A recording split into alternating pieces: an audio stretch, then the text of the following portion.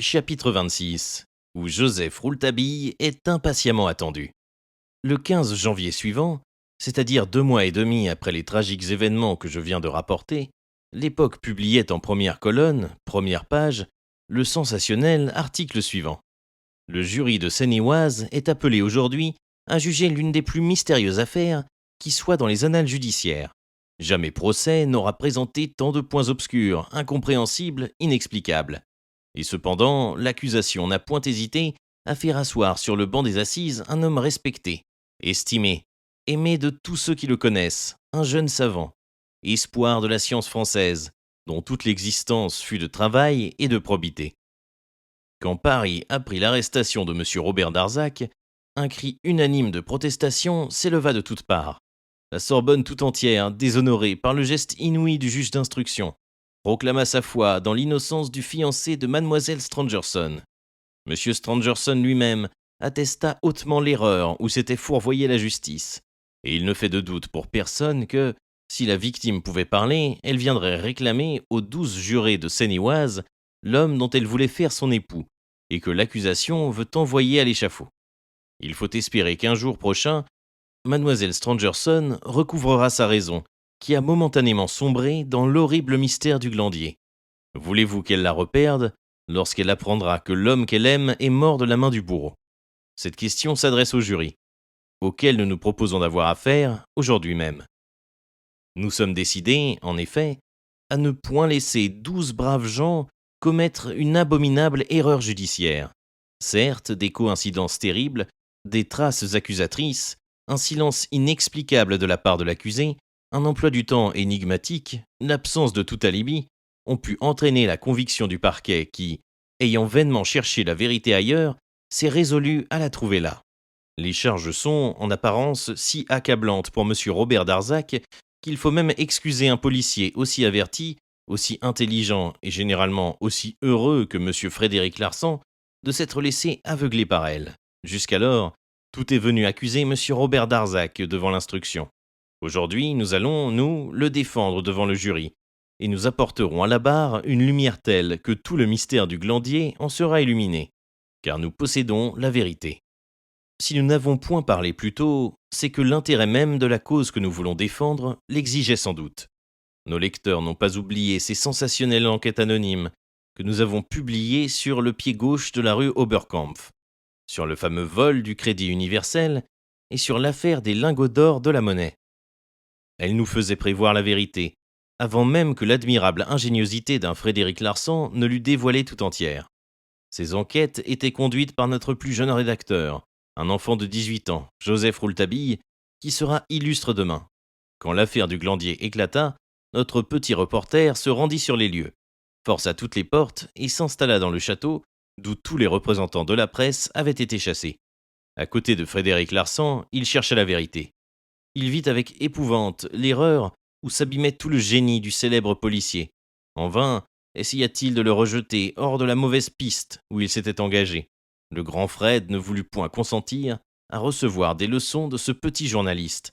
Nous savons où cela a conduit M. Robert Darzac. Or, il faut que la France sache, il faut que tout le monde sache que, le soir même de l'accusation de M. Robert Darzac, le jeune Joseph Rouletabille pénétrait dans le bureau de notre directeur et lui disait « Je pars en voyage. Combien de temps serais-je parti? Je ne pourrais vous le dire. Peut-être 1 mois, 2 mois, 3 mois. Peut-être ne reviendrai-je jamais. Voici une lettre. Si je ne suis pas revenu le jour où M. Darzac comparaîtra devant les assises, vous ouvrirez cette lettre en cour d'assises, après le défilé des témoins. Entendez-vous pour cela avec l'avocat de M. Robert Darzac. M. Robert Darzac est innocent. Dans cette lettre, il y a le nom de l'assassin. Et je ne dirai point les preuves, car les preuves je vais les chercher, mais l'explication irréfutable de sa culpabilité. Et notre rédacteur partit. Nous sommes restés longtemps sans nouvelles, mais un inconnu est venu trouver notre directeur, il y a 8 jours, pour lui dire « Agissez suivant les instructions de Joseph Rouletabille, si la chose devient nécessaire. Il y a la vérité dans cette lettre. Cet homme n'a point voulu nous dire son nom. Aujourd'hui, 15 janvier, nous voici au grand jour des assises. Joseph Rouletabille n'est pas de retour. Peut-être ne le reverrons-nous jamais. La presse, elle aussi, compte ses héros, victime du devoir.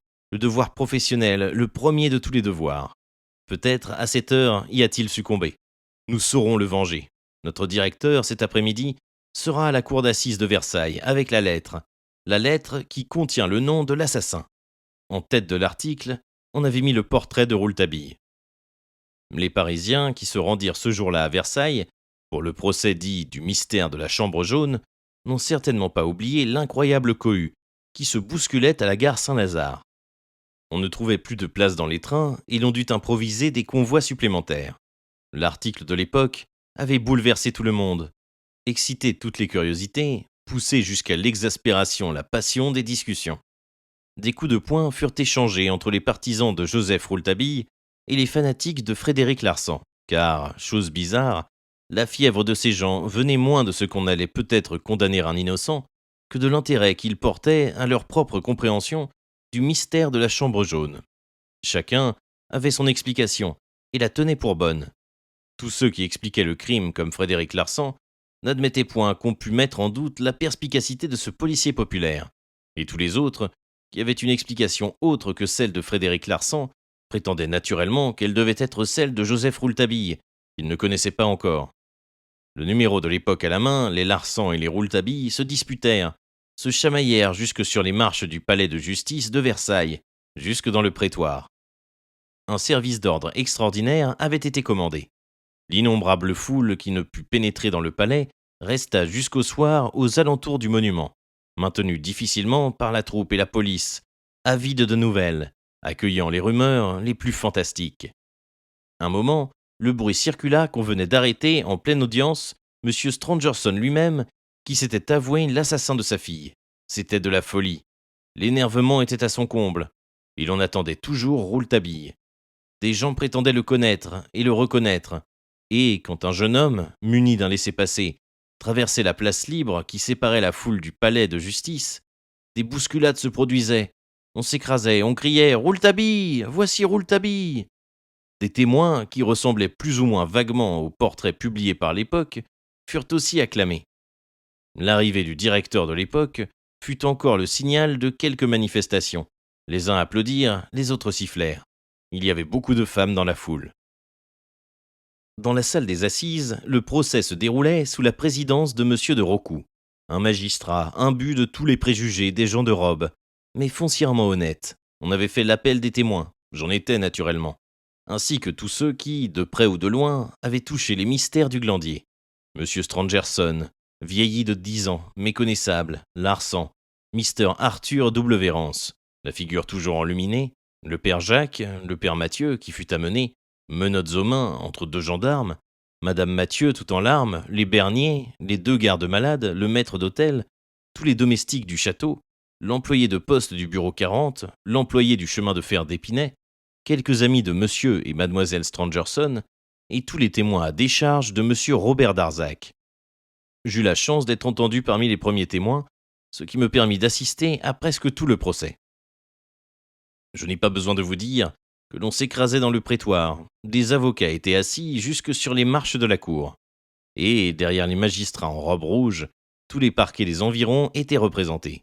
Monsieur Robert Darzac apparut au banc des accusés, entre les gendarmes, si calme, si grand et si beau qu'un murmure d'admiration plus que de compassion l'accueillit.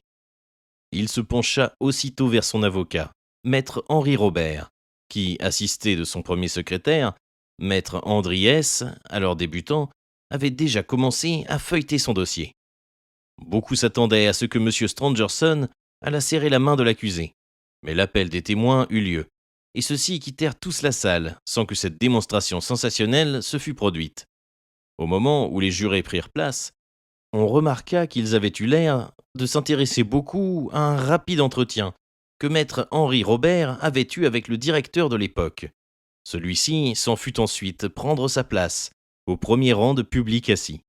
Quelques-uns s'étonnèrent qu'il ne suivît point les témoins dans la salle qui leur était réservée. La lecture de l'acte d'accusation s'accomplit comme presque toujours, sans incident. Je ne relaterai pas ici le long interrogatoire que subit M. Darzac. Il répondit à la fois de la façon la plus naturelle et la plus mystérieuse tout ce qu'il pouvait dire. Parut naturel, tout ce qu'il tut parut terrible pour lui, même aux yeux de ceux qui sentaient son innocence. Son silence sur les points que nous connaissons se dressa contre lui, et il sembla bien que ce silence dût fatalement l'écraser. Il résista aux objurgations du président des Assises et du ministère public. On lui dit que se taire, en une circonstance pareille, équivalait à la mort. C'est bien, dit-il, je la subirai donc, mais je suis innocent. Avec cette habileté prodigieuse qui a fait sa renommée, et profitant de l'incident, maître Henri Robert essaya de grandir le caractère de son client, par le fait même de son silence, en faisant allusion à des devoirs moraux que seules les âmes héroïques sont susceptibles de s'imposer. L'éminent avocat ne parvint qu'à convaincre tout à fait ceux qui connaissaient M. Darzac, mais les autres restèrent hésitants. Il y eut une suspension d'audience, puis le défilé des témoins commença, et Rouletabille n'arrivait toujours point. Chaque fois qu'une porte s'ouvrait, tous les yeux allaient à cette porte, puis se reportaient sur le directeur de l'époque, qui restait impassible, à sa place. On le vit enfin qui fouillait dans sa poche et qui en tirait une lettre. Une grosse rumeur suivit ce geste. Mon intention n'est point de retracer ici tous les incidents de ce procès. J'ai assez longuement rappelé toutes les étapes de l'affaire pour ne point imposer au lecteur le défilé nouveau, des événements entourés de leur mystère. J'ai hâte d'arriver au moment vraiment dramatique de cette journée inoubliable. Il survint, comme maître Henri Robert posait quelques questions au père Mathieu, qui, à la barre des témoins, se défendait, entre ces deux gendarmes, d'avoir assassiné l'homme vert. Sa femme fut appelée et confrontée avec lui. Elle avoua, en éclatant en sanglots, qu'elle avait été l'amie du garde, que son mari s'en était douté, mais elle affirma encore que celui-ci n'était pour rien dans l'assassinat de son ami. Maître Henri Robert demanda alors à la cour de bien vouloir entendre immédiatement sur ce point Frédéric Larsan. Dans une courte conversation que je viens d'avoir avec Frédéric Larsan, pendant la suspension d'audience, déclara l'avocat, celui-ci m'a fait comprendre que l'on pouvait expliquer la mort du garde autrement que par l'intervention du père Mathieu. Il serait intéressant de connaître l'hypothèse de Frédéric Larsan. Frédéric Larsan fut introduit. Il s'exprima fort nettement. Je ne vois point, dit-il, la nécessité de faire intervenir le père Mathieu en tout ceci. Je l'ai dit à monsieur de Marquet. Mais les propos meurtriers de cet homme lui ont évidemment nui dans l'esprit de monsieur le juge d'instruction. Pour moi, l'assassinat de mademoiselle Stangerson et l'assassinat du garde sont la même affaire. On a tiré sur l'assassin de mademoiselle Stangerson fuyant dans la cour d'honneur. On a pu croire l'avoir atteint, on a pu croire l'avoir tué. À la vérité, il n'a fait que trébucher au moment où il disparaissait derrière l'aile droite du château. Là, l'assassin a rencontré le garde, qui voulut sans doute s'opposer à sa fuite. L'assassin avait encore à la main le couteau dont il venait de frapper mademoiselle Stangerson. Il en frappa le garde au cœur, et le garde en est mort. Cette explication si simple parut d'autant plus plausible que, déjà, beaucoup de ceux qui s'intéressaient au mystère du glandier l'avaient trouvé. Un murmure d'approbation se fit entendre. « Et l'assassin, qu'est-il devenu dans tout cela » demanda le président. « Il s'est évidemment caché, monsieur le président, dans un coin obscur de ce bout de cour et, après le départ des gens du château qui emportaient le corps, il a pu tranquillement s'enfuir. » À ce moment, du fond du public debout, une voix juvénile s'éleva. Au milieu de la stupeur de tous, elle disait « Je suis de l'avis de Frédéric Larsan pour le coup de couteau au cœur, mais je ne suis plus de son avis sur la manière dont l'assassin s'est enfui du bout de cour. » Tout le monde se retourna. Les huissiers se précipitèrent, ordonnant le silence. Le président demanda avec irritation qui avait élevé la voix et ordonna l'expulsion immédiate de l'intrus. Mais on réentendit la même voix claire qui criait « C'est moi, monsieur le président, c'est moi, Joseph Rouletabille. »